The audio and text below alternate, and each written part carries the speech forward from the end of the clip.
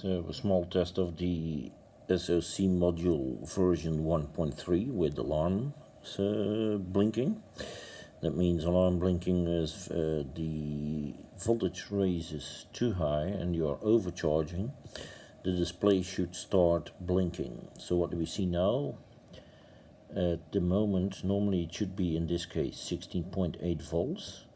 And as soon as it reaches 17.10, it's already showing signs that an alarm is almost getting triggered. So about 17.10, 12 volts, the alarm starts working. As you can see, the bar graph is working.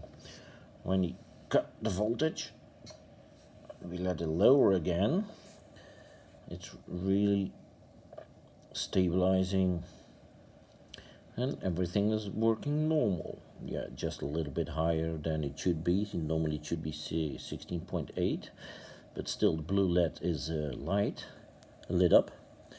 So I think the SOC Module version 1.4 with alarm function is doing its job. See you next time.